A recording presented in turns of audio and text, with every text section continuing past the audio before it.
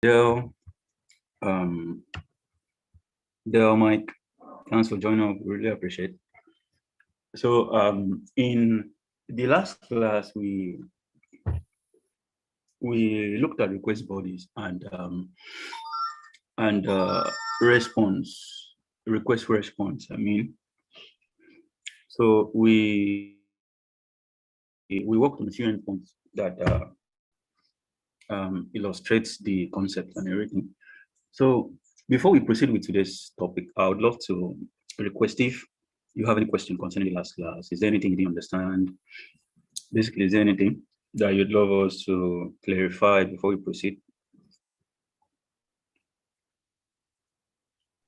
Not at all, sir. No question from me. Okay, that's perfect. So today's class we'll be talking about form. Then we'll also talk about files, how to handle files on the back end. And after that, we are going to talk about error handling. Okay, but I'll try my best to make this as short as possible so that before 11:30 or thereabouts, we are done.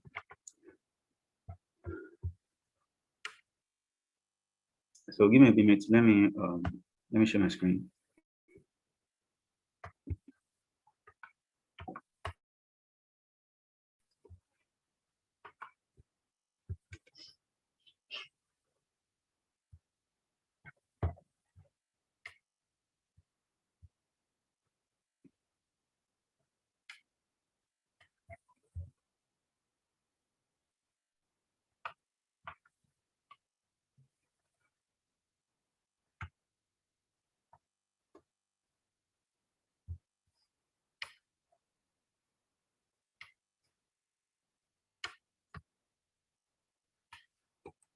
Okay, so I need to create a folder for today's class. That's class 8, I believe. So you create a folder with make directory command. Let's make that, and the name of the folder, which in this case is class 8. So when we are done, we then cd into the folder. cd class 8, and the very first thing is to create a virtual environment that we are going to install all the dependencies we'll be working with. And we do that with Python 3 minus m v.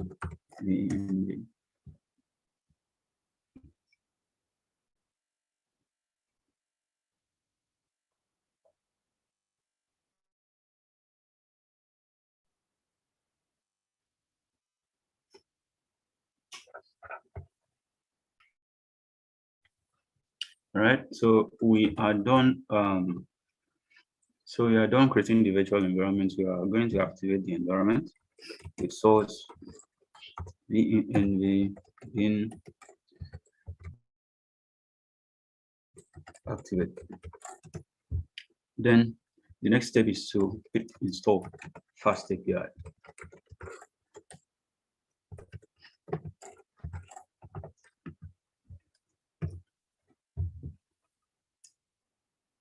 Okay, sorry, that's a mistake. It's pip install.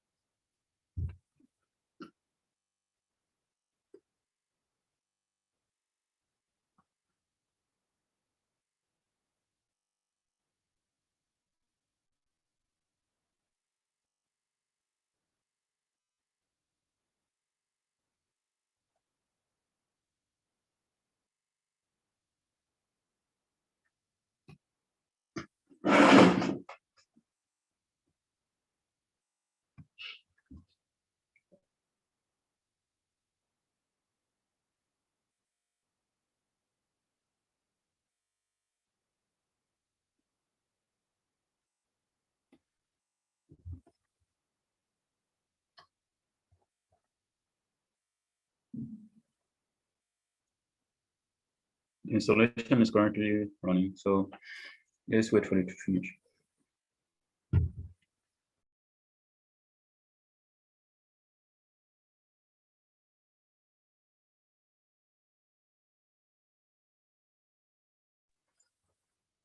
All right, so that's complete. I'll then close the terminal and open my VS Code.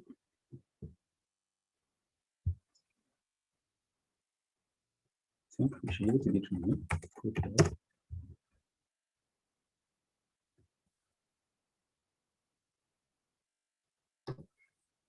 Okay, so now we've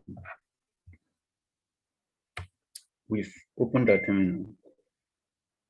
Then we've opened the project directory with our VS Code.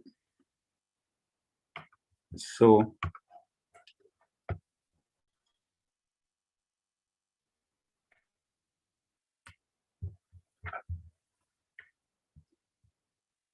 the very next step is to, as usual, we need to create the file that we'll be working with, the server file that we'll be working with.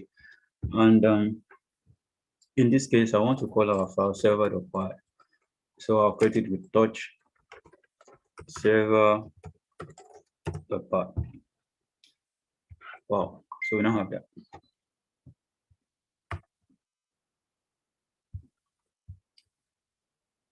All right. So, like I mentioned earlier, today's topic we'll be working with forms. All right. That's the first thing we are going to look at.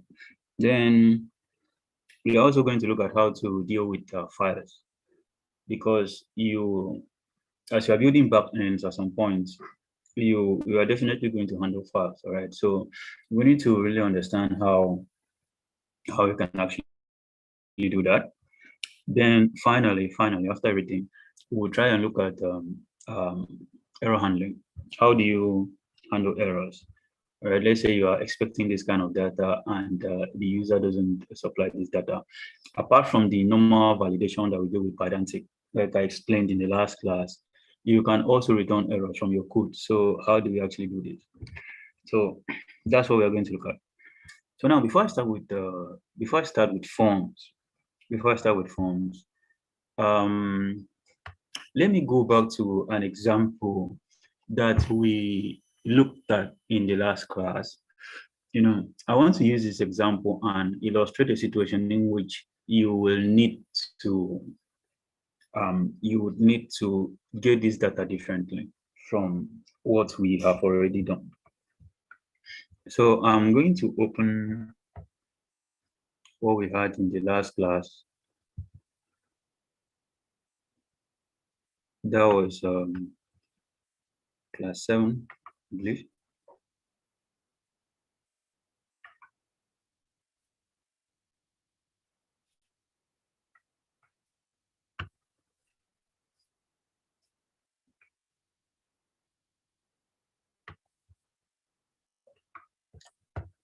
Okay, so this is what we had. This is what we had in the last class. We worked on this example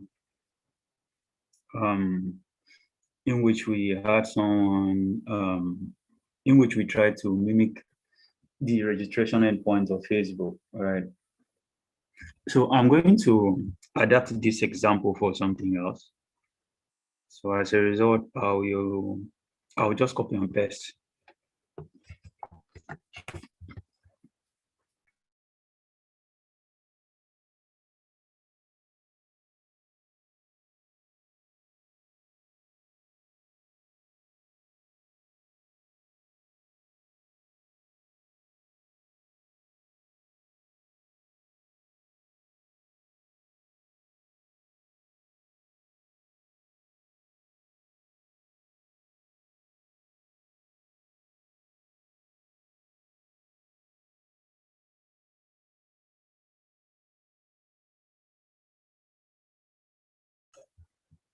So I'm going to modify these endpoints, and I don't want it to receive all this data.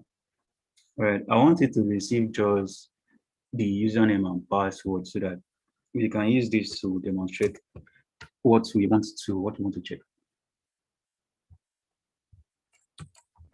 So we are going to collect the username data, which is going to be a string. And we are going to get a password as well from the client,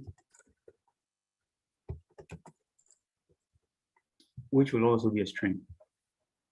And I want to just return this data.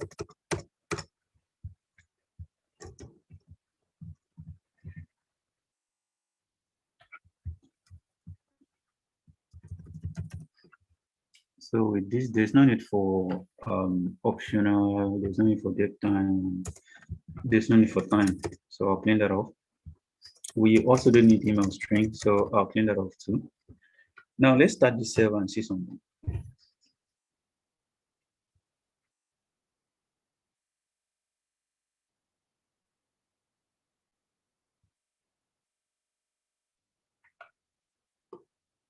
Good. So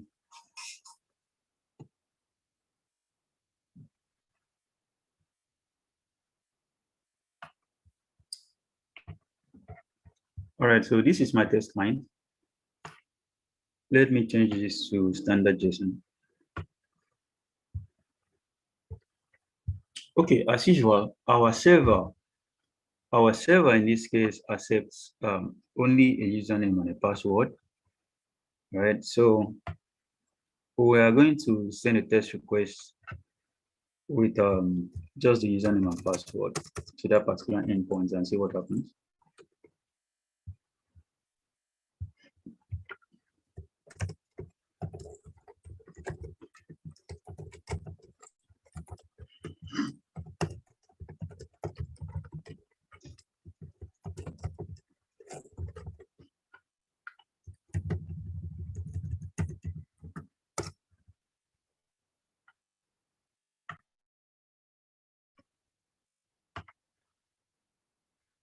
All right, so this request succeeds. All right, it succeeds very well.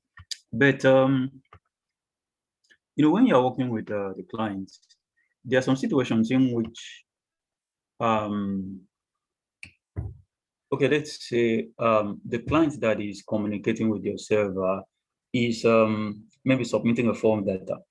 All right. For example, for those of us that are worked with HTML before, you know, in HTML, there's what we call form tags, right? There's what we call form tags, all right? So these form tags send the data, whatever data you feed into the form tags. Normally, it sends this data in another format, all right? Not the regular JSON that we've been using so far, okay? It uses a different format.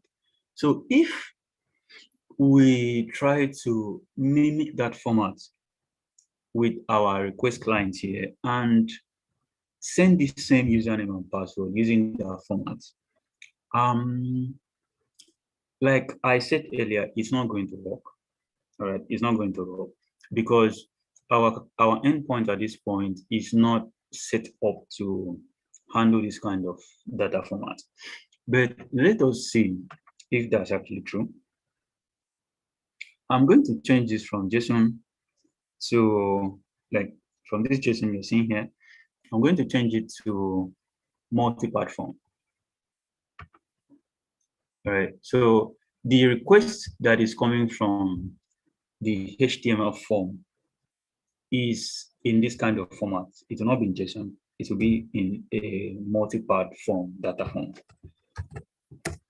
So I'm going to do the same thing, input the data, the username and the password, and send it over to the backend, and let's see what happens. So we have the username.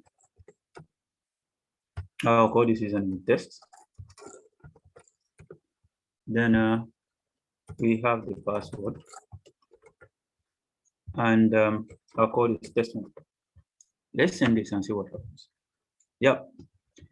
So what do we have on the screen? Can you see my screen?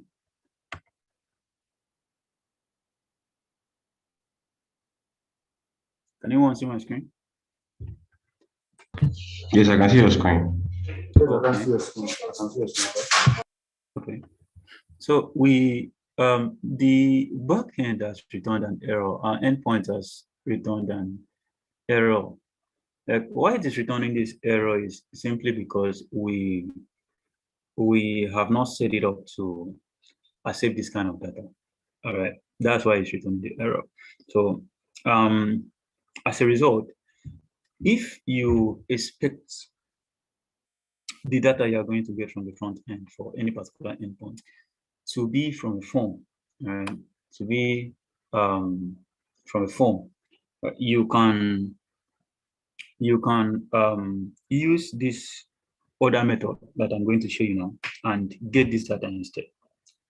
Right. So I'm going to switch back to my VS Code and we are going to see that in practice.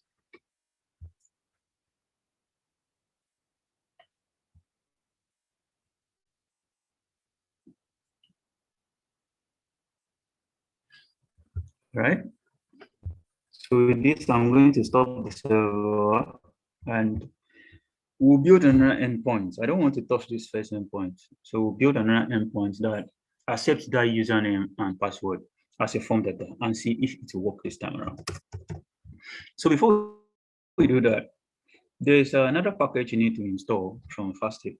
There's another package that FastAPI depends on to actually process form data, and it is called Python Multipart. We are going to install that. So we'll install it with pip install Python Multipart.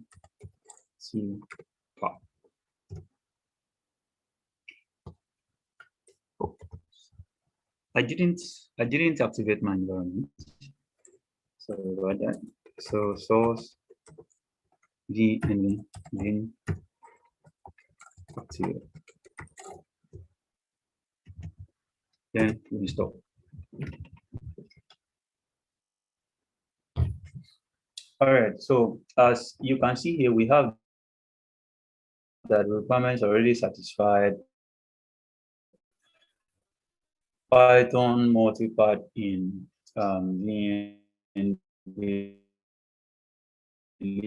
Python 3.10 packages version. This depends on another package called 6. And we already have that too. So installing Fast API like this, Fast API in bracket, or it installs all the core dependencies that Fast API needs to function right there. If you didn't use this, or maybe you installed Fast API like this, that is when you would need to install the different packages that you need for each task, like the Uvicon, you need to start the server, like this Python multipart that you need to handle form data and the rest of that. So now we are going to create a new endpoint that we will use. To do that, I will just copy and paste, then make modifications from there. So I'll call this endpoint register to, and instead of receiving register data, it is going to take a username that is of type string. Then this username will be equal to form. To be equal to a form, and we have these 3 dots, which means that this form is compulsory. All right. So as you can see, my pylons has underlined this form and has told me that it is not imported. Right.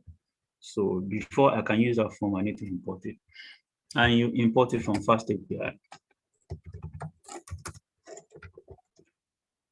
So now we've imported the form. With this small change you are seeing here, with this minor change you are seeing here, this endpoint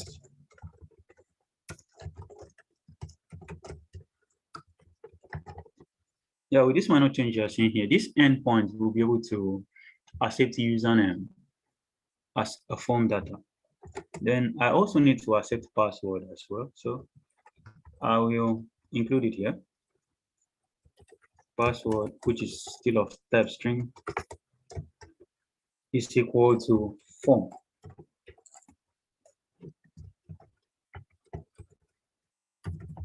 to show that it is necessary.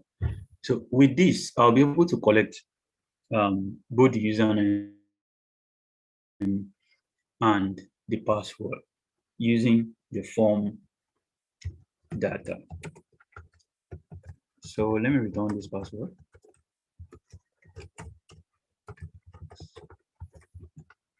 Okay, so let us test this and check if it will work.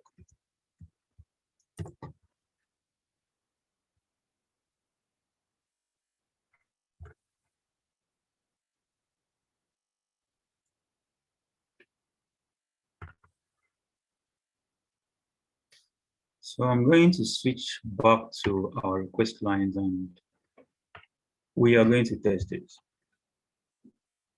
So don't forget our new endpoint is registered too, not registered. Now let's send the request. And our server has been able to capture this data and process this data and give it back to us, right? Now comparing it with the first one, it won't work. As usual, there's an error, but the second one works.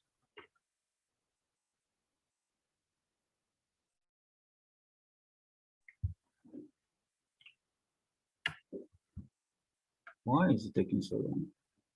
Okay, the response is now done. Okay, please, do you have any question on this? Any questions so far? Yes, I have a question. Okay. Please go ahead. This multi-part.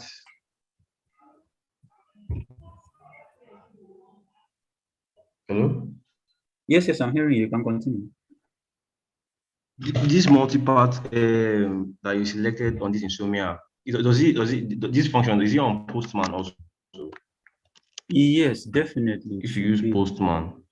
Yes, it should be. Let's check. Let's confirm. Okay. Just give me a minute.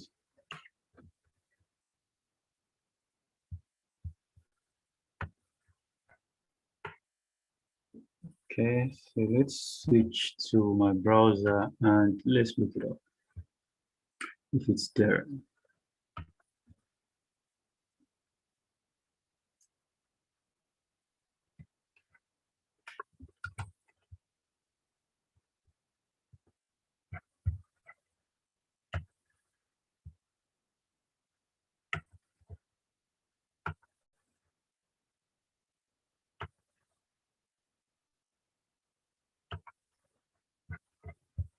Okay, can you see my screen? Yes, I can see your screen.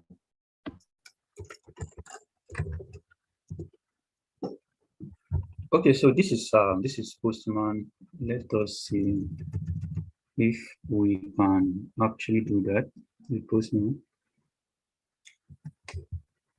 Send Multipart with Postman.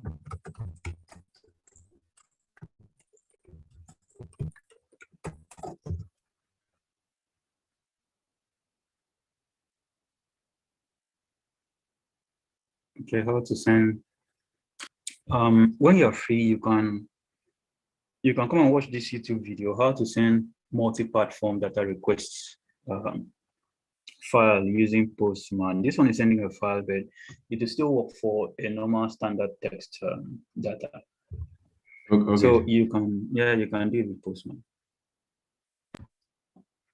Okay, please, any other question before we proceed?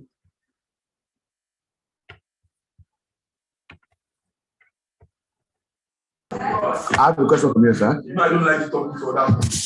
Okay, please, can you drop it in the chat? Sorry, sir. So the multi-part form, is it like like using a static HTML in Django? Is that the essence of doing the more multi-part form in Fast API? Sorry, I didn't get you. I said the multi-part form, is it like doing the same like a static HTML form, or is it static HTML or static page in Django? Is this like same thing? The multi-part form thing? Yes. Whenever you are sending data from a form in HTML, right? Okay. Pure HTML. It sends as multipart. Okay. Yes, it sends using this specific format. Okay. Then with JavaScript or TypeScript, if you're bundling your data with form data, right, it sends using this format as well. Okay. Thanks, Zach. Okay. All right. So Hello? that is that. Hello? Okay. Yes. I have another question. Okay, please. All right. What's the question? When you don't use this form, No. the front end can't use it.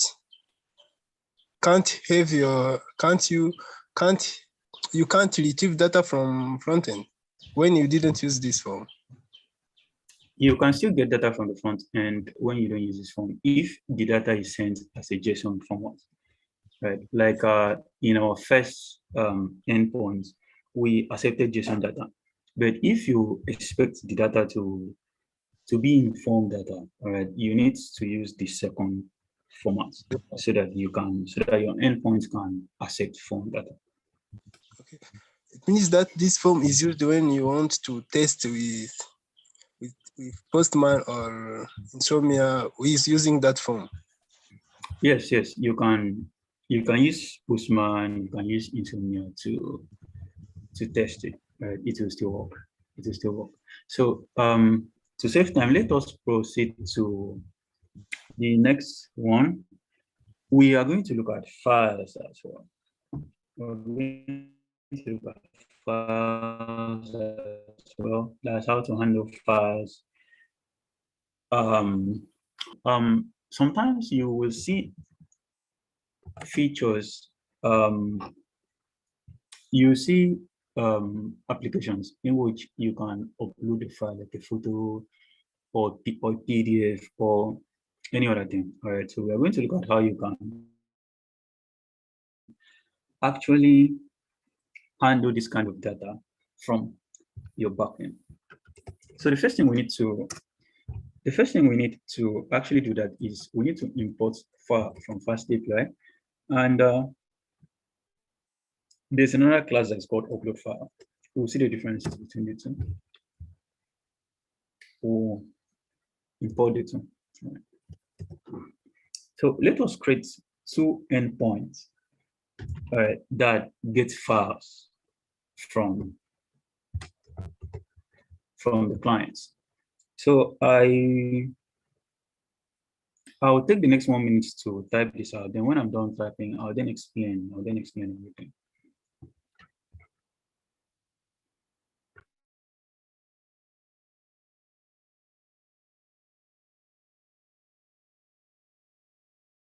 Okay, I think maybe it will be better for me to just copy and paste to save time.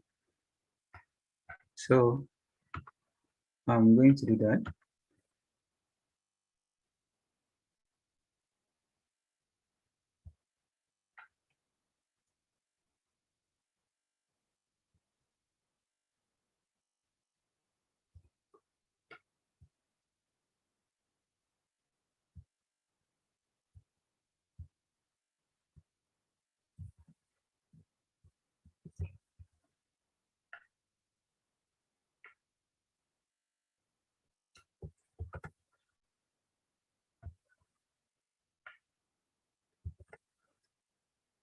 Okay, so can you see what we have now on the screen?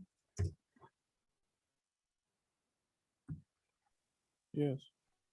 Yeah, so I copied this code from the official documentation, the Fast API's official documentation, and we have one endpoint called files that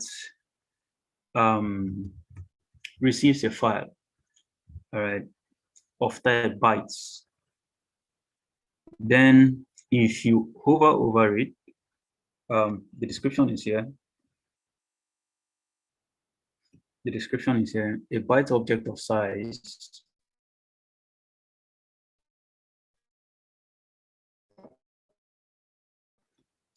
given by the parameter initialize, basically a byte object. And you receive this byte object with this file, just the same way as the form. they do basically the same thing, all right?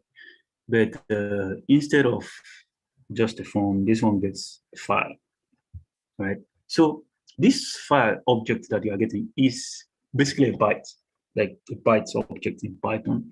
And you can perform some manipulations on the byte. And one example is the len. I'm trying to say something. Let's just assume we have something like x is equal to an array of some, maybe an array of items, etc. You get the length of this array by, wrapping len, wrapping the array with len. All right, so we are doing basically the same thing with these files. All right, so the file we got is a byte object. You get the length of that file. That's the size of that file, not necessarily the length, the size. Like, is it 1 MB? Is it 2 MB? Is it 3 MB? By wrapping this file with len. All right, so when you do that, it returns the length, okay, the size of that file in bytes, actually. Then we also have another way of receiving.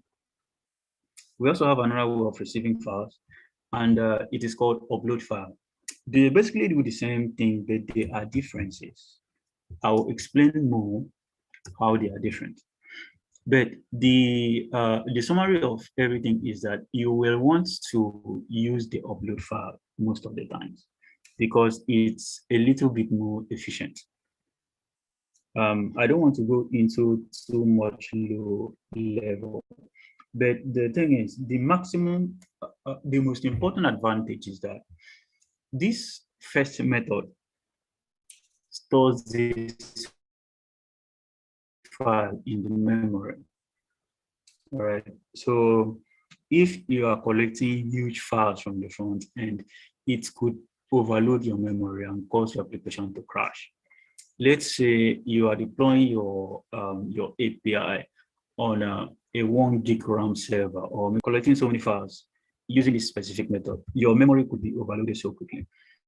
But using this upload file still stores files in the memory, but up to a certain limit. When it passes that limit, like when the files are too huge, they are stored on the disks instead.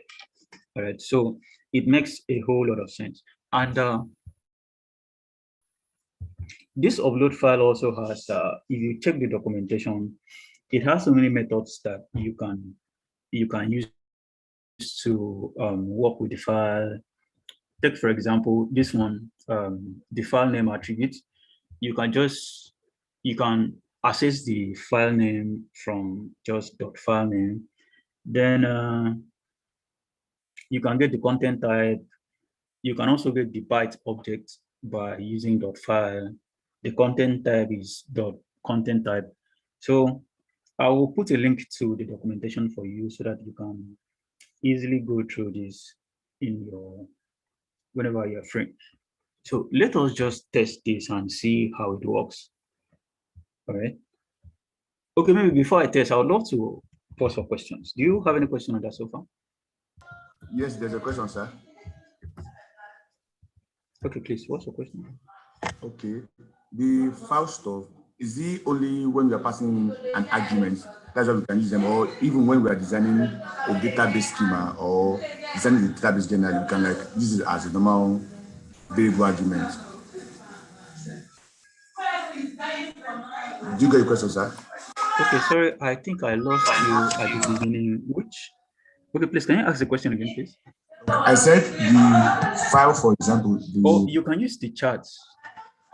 I said the file, can you hear me now? Yeah. I said the file field and the output file field. Is it only when we are Yeah, I can hear you. Is it only when we are defining an argument? Yeah. Or an argument? Is that only when we can use it? Or even when we are designing a database schema, we can still make use of them too? Okay, you can, yeah, thank you. I understand your question. So you can still use this when you are defining a database schema, or when you are like, maybe when you are collecting the file from the front end for anything you want to use it for. But the thing is, you usually don't store these files in database. Yes, you usually don't store these files in the database. All right. We'll get to that when we are working on a project. Please, can you mute yourself? Okay, thank you. So we'll look more closely to this when we are working on a project. Like, you don't store this in your database. You get the file, you upload it to a data storage service like maybe AWS S3 or cloud storage, Google Cloud Storage, or maybe Cloudinary, etc. There are many. So you upload your file, you collect the file from the clients, then upload it over there. Then when you're done, you only store the identifier to that file in your database. That's really the standard procedure. Right? So let us test this and see how it works. So what we're going to do is I'm going to switch back to my request client, and we are going to test this out and see. Good. So one thing we need to understand is when you are sending these files, most of the times we send these files as form data. Right? We send this file as form data. So we are going to send it as a form data using Insomnia. In this case, our field is going to be called file. Why is it called file? You may wish to understand. We'll call it file because here is file. What we named here is file. If this was something like C, all right, the field that we'll be using over there with our clients, with our request clients, would have been, that's why we are calling it file. So let me go back and let's try that. So we have file, and I want to change the data type from text to file, and I will choose any file here. Let me go to my download, and I will get this async index with Tokyo async Rust runtime. Then I'll send this request. We have an error body. Oh, sorry. I sent this request to the wrong endpoint, actually. That's why we have the error. So it is supposed to go to an endpoint that is called files. Okay, so let us send the request again.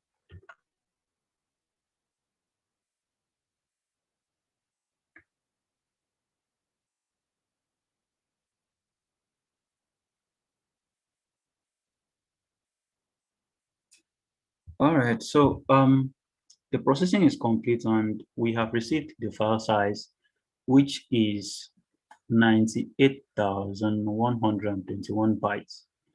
This is basically the same thing as 98 kilobytes, actually. Is the same thing as 98 kilobytes. So now let's test the second endpoint that utilized upload file.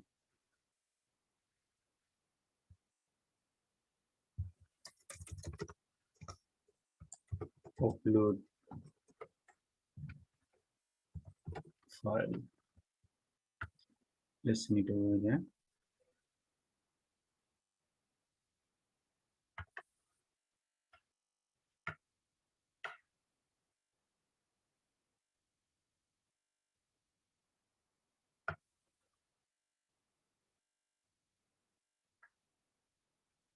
Okay, so this has returned to me the file name, which is async index Tokyo and asynchronous Rust runtime.html. So please, do you have any question on this before we move to the next thing? We'll be looking at how you receive both a file and normal data in a single request. So before we go to that, do you have any question? Question. Hello? Okay, please drop it in the chat, please. Please drop your questions in the chat, please.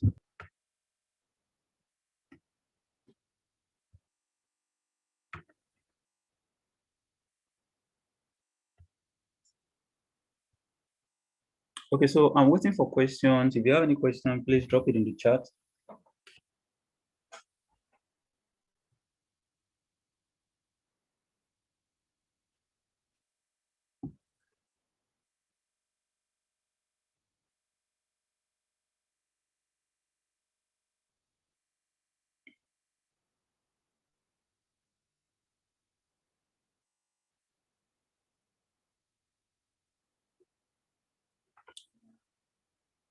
Yes, someone has asked if files and pictures are uploaded in the same way. Yes, a picture is a file, so you handle it the same way. Whether it's pictures, whether it is video, whether it is PDF, whether it's anything, right? You handle it the same way. But in practice, when we are actually building a project, a real life project, the Twitter API we spoke about, we are going to look at validating these files. All right. Let's say my server is so let's say my server wants to collect an image.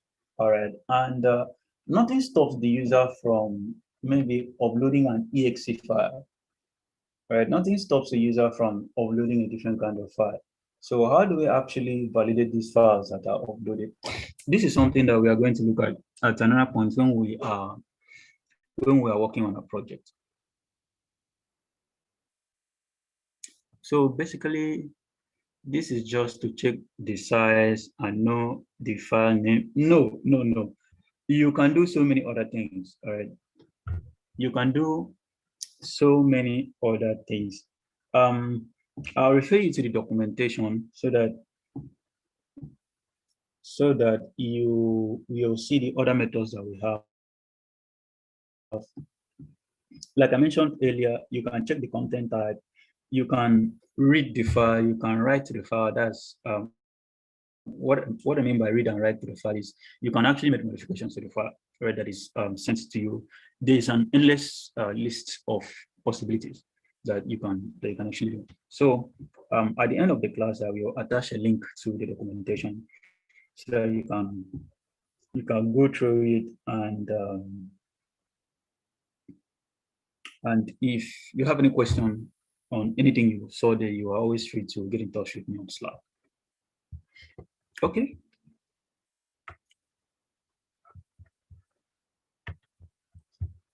So I'll rush this class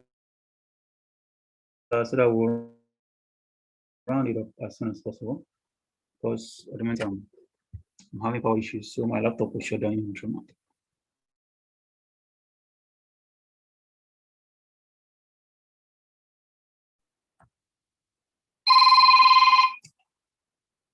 Okay, so I'm going to modify this first endpoint we have here. I'm going to modify this first endpoint we have here, and it is also going to accept something else apart from file. Okay, let me modify this last endpoint. Apart from file, I want it to accept something else. Let it accept something like a username, and the username will be a string, and it will be a form, right? So after returning the file name, it should also return this username to us.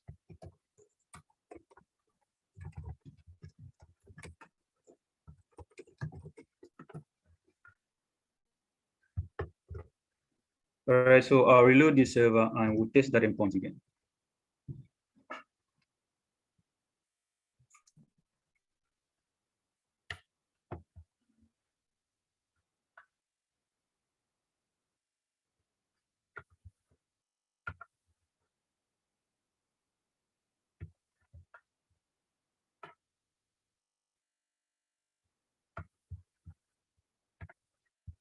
Okay, so we've modified that endpoint so that it can also accept another parameter, that's another data apart from just a file. And let this username be maybe test.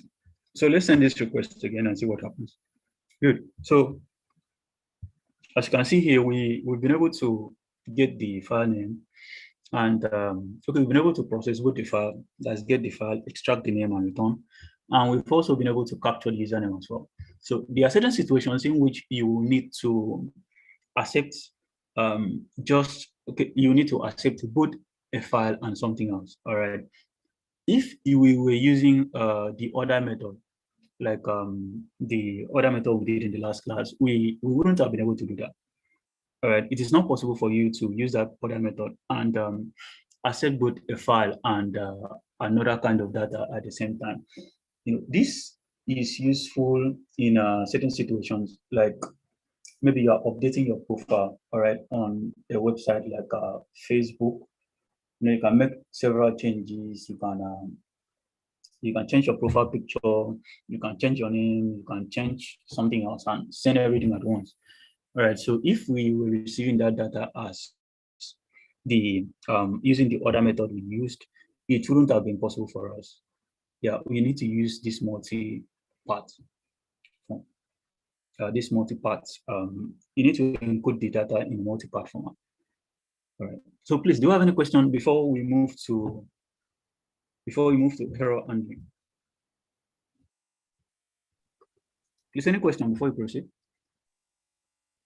Question in the chat. Okay. Thank you.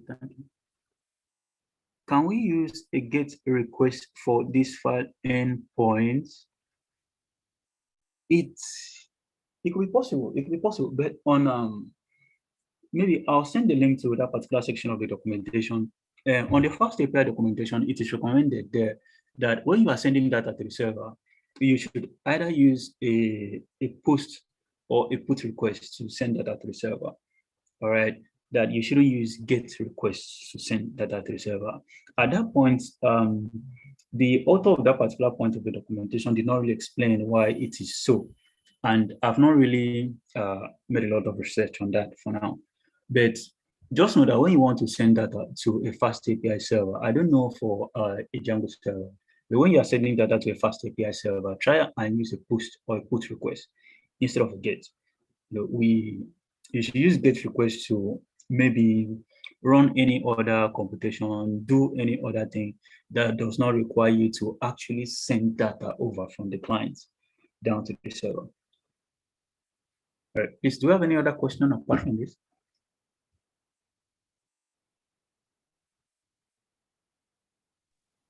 No question. Okay. Sorry, like, do you really understand what we've been explaining so far? In today's class, we've talked about handling form data, and I explained why this form data is important, right? And we said something about that it is necessary if your client is sending this data through an HTML form. That was one of the that's one of the reasons you may want to use this form data. So you may want to use this new method to receive the data. And another explanation was that if you want to send multiple kind of files, you want to multiple kind of data. I mean, that you want to send both a file and a string and a bool and all of that. So it's good to you need to use this other method as well, like we did in this particular, like we did in the last endpoint. And we've also looked at files, how to actually handle these files, receive files from the front end. I've talked about file, that this file gives you a byte object in which you can work with. Then I've also talked about using the upload file class. All right. So please, do you have any questions so far? All right, I believe there's no question. So I'll provide a link. I'll provide a link to you, a link to the section of the documentation that deals with this, so that you can go through them at your free time. So finally, the last thing we're going to look at is error handling. All right, how do you handle errors on the back end? That is something that is very, very, very, very important. Instead of getting pedantic to do the validation for you, you can actually you can actually return an error from your code. All right, you can actually return an error from your code whenever you wish to. So to do that, you need to import HTTP exception from Fast API. All right, so I will use this last endpoint to demonstrate that for us. I'll use this last endpoint to demonstrate that for us. So let us see if the length of, apart from getting the length of an array, you can also get the length of a string. All right, so if the length of this username, let's say if the length is less than 5, I want to send an error back to the front end. All right. In this case, to actually send an error, you don't use return. All right, you don't use return like we use here to end this function. You use raise. You use the keyword raise. Then you raise that exception, the exception that we imported. So you raise HTTP exception. Then this HTTP exception accepts, like you can see on my on my code editor, it accepts a status code, which is let's say I want it to be a 422 response, and it accepts a detail. What message do you want the front end to get, right? So you can pass any message there. Maybe like your file is your username is invalid, etc., etc. So that's it. Let us test it. Good. So let me go back to my request lines and try this. Insomnia.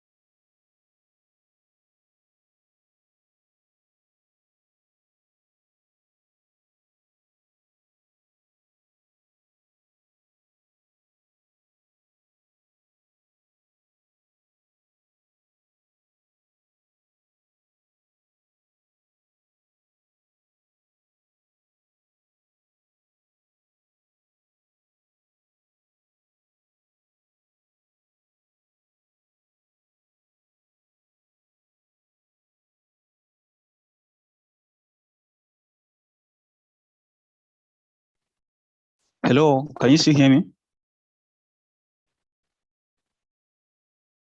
Yes, Yes, we can hear you. Yes. Okay. Sorry for the short disconnection.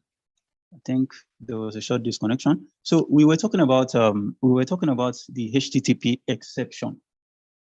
We were talking about the HTTP exception. So when you want to return, when you actually want to return an error, you raise that exception. All right, you raise the exception, and when you raise this exception, you pass in the status code that you want to be returned to the front end. All right, and depending on the depending on the reason why you are raising that exception, your status code could be maybe 403 if it is a permissions issue, or maybe a 401 if it is an authorization issue, a 422 if the data that the user entered, that the user sent to you is unacceptable for some reason, and all of that. Then after passing in the status code, you then pass in the data that you want this client to get. All right, it won't really make sense to just send the status code. At least you should provide a message. For example, this kind of data you entered is incorrect. All right, so you pass this message in the detail in the detail section. So that's just it for raising errors on your code. So please, do you have any questions so far? Please, any question on that? No question by me. Okay. All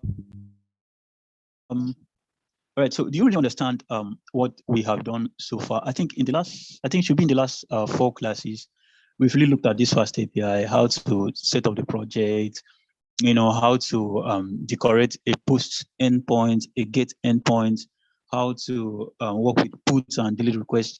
Then we've also looked at how to basically get data from the server. All right. And this is the last class that deals with how to get data from the server. In the next few classes, we are going to work on this data that we get from the server. All right. We are going to look at security. How do you handle authentication? How do you work with the access tokens, refresh tokens? How do you handle scopes? All right. How do you handle scopes? For example, you may have an endpoint that you want only certain kind of users to have access to this endpoint.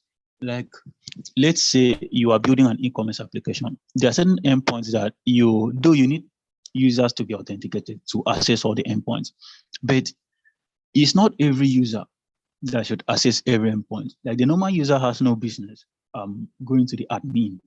All right. So how do we do that? How do we verify that? Okay, this user doesn't have the rights to access the admin.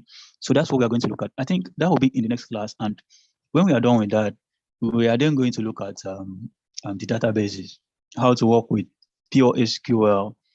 Though I will not go into much detail about pure SQL, but I will show you the basics so that the main aim of that is that so that you will appreciate the use of ORMs, that's object relational mappers.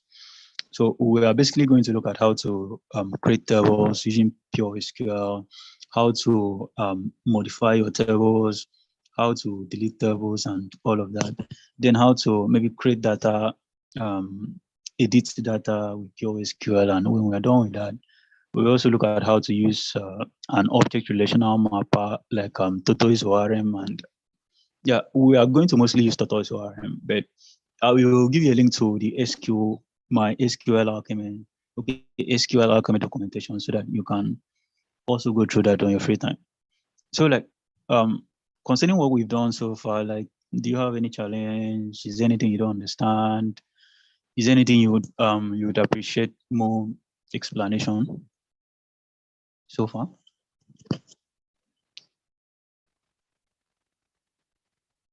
Hello. No question from your side. Okay. Okay. No that's question from here too. I can research on some of the other things. all right. That's perfect. Research is one of the best skills that you can ever possess as a developer. That's really one of the best skills you can ever possess as a developer. So I will send the link to the part of the documentation that deals with what we've learned in the class so far today. I'll drop it on the Slack channel at the end of this class. Then currently my system is down. So when I charge it up, I will push this code to GitHub and I'll send the link over to you too so that you can pull it through and work with it. All right, so I think that'll be all for today's class. Thanks for attending. We are really, really appreciate it. Thank you.